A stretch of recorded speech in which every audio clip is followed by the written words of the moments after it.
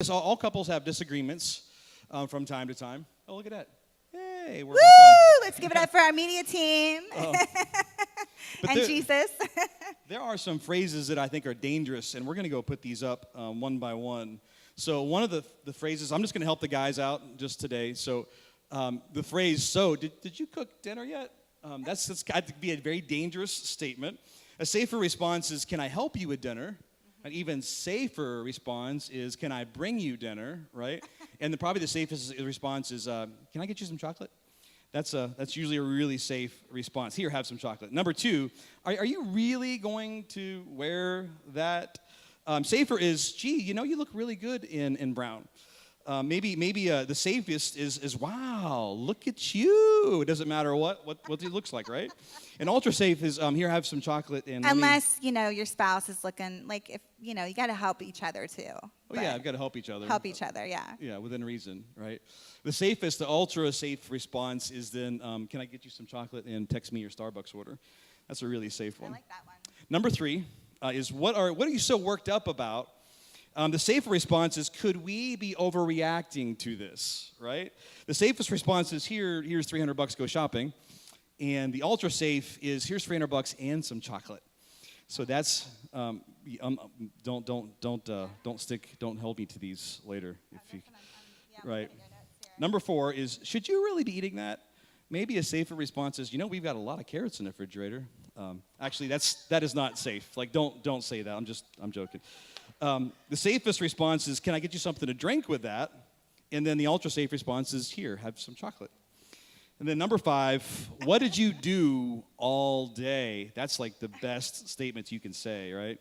Safer is, I hope you didn't overdo it today. But you have to, if you say that, I hope you didn't overdo it. But don't say that and then look around at the house like, so I hope you didn't overdo it today. Yeah, don't be sarcastic when you say it, right? The safest is, I've always loved you in those baggy sweatpants. And the ultra safe is, here, have some chocolate, or have some chocolate and a bottle of wine. So this message is for everyone, right, Pastor Faith? Yes, it is for everyone. If you're not married, that's okay. This is for you. Every principle in God's word that relates to the marriage relationship is for every relationship when it comes to love and respect and forgiveness and selflessness. Getting married at 20 years old, we've been married going on 27 years this June, I learned really fast that being selfish was going to make us both miserable. So this message is for you if you're married.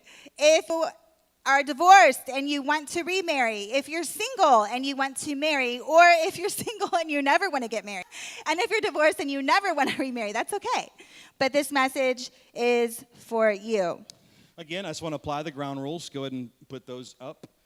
Number one is, don't think about the other person. During this message, you think about yourself. That's who it applies to. Because number two, this message does apply to everyone. Everyone, no matter what your situation is right now, it applies to you. But that also means that don't think about the other person. Think about you. Number three, you always have permission every time to out yourself if you want to. And then number four, we always have to say this does not apply to any kind of real danger. So there's this mystery. How is it that two people who love each other, that walk down the aisle and swear that we are doing this forever, till death do us part? Like, if I stop loving you, you can kill me. That's what that literally means. Like in the book of Song of Psalms, that's what it actually means. That's what he's saying.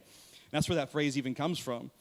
So how is it that two people, 5 or 10 years later, can look across the table at each other and think, not only do I not like you, I think you're the worst person on the planet?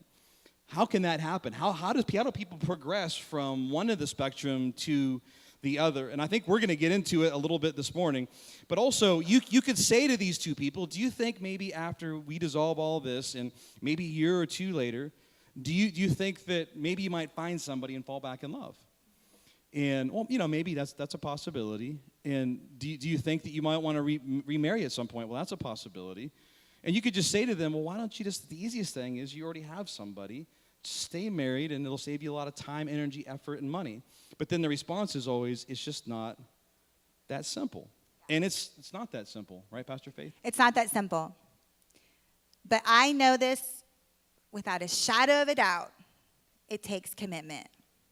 It takes faithfulness. It takes forgiveness.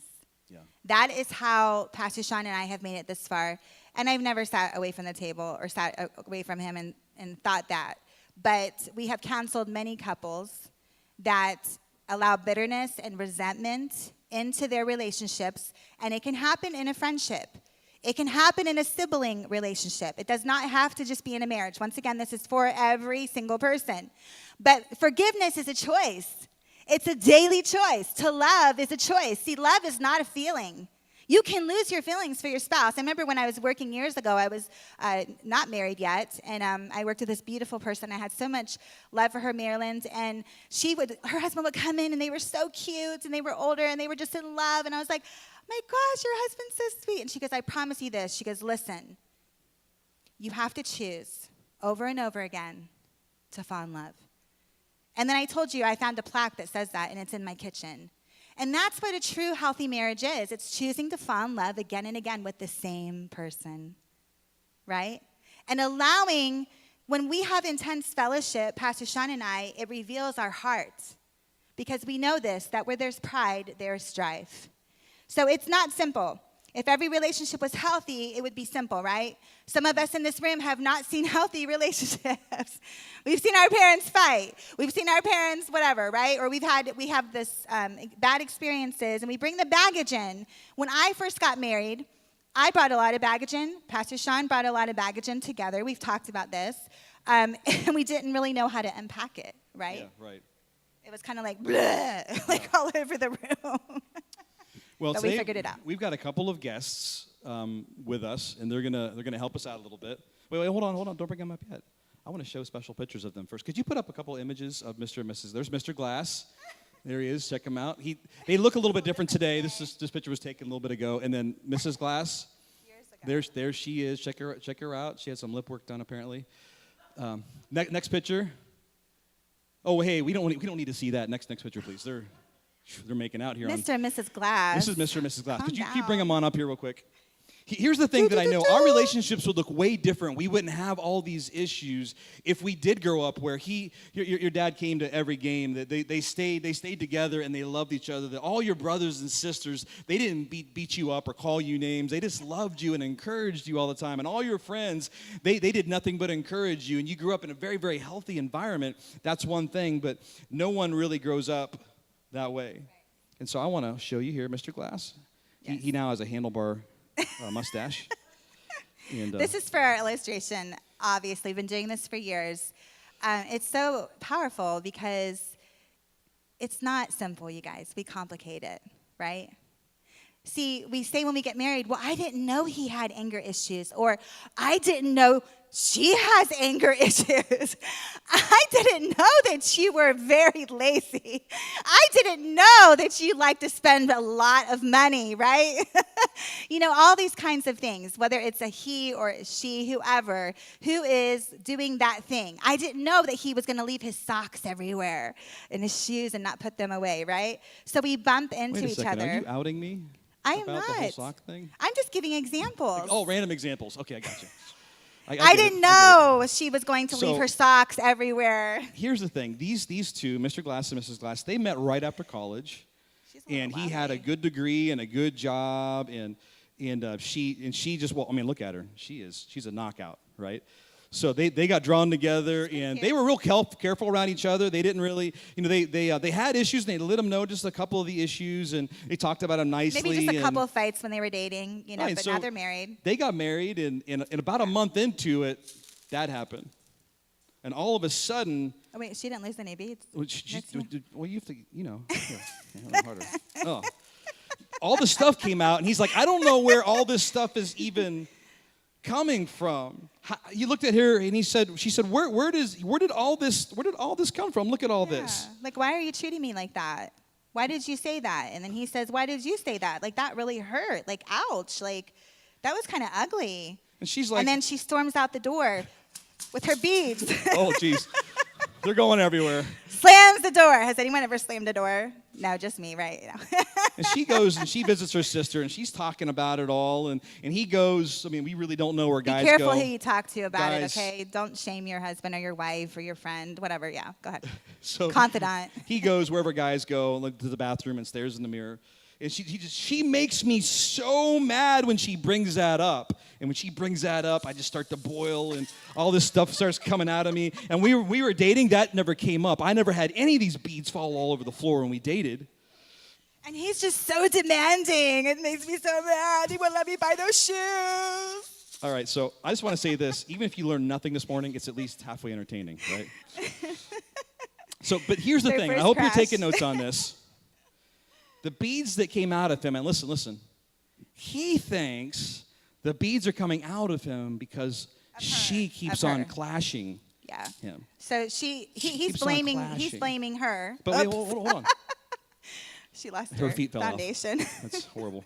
It's violent up here. But here's the thing. Get this. The beads are coming out of him because they're already in him. The beads can't come out of him if they're not already in there. And all of us knows, all of us have been there, but most of us don't really realize this until we have our first big bump, right, Pastor Faith? That's good. The first big crash. How many remember, those of you that are married or dating, seriously, the first fight? And then how many remember, let's take this to another, your first argument with your best friend, right? No, we don't argue with our girl best friends, do we, Lori? No, yes, we do. No, but I mean, that first confrontation, that first letdown, that first thing that kind of pricked your heart and stirred up something in you that was already in. What is in us is going to come out. What is in us, whether it's in our children, in our relationship with our children,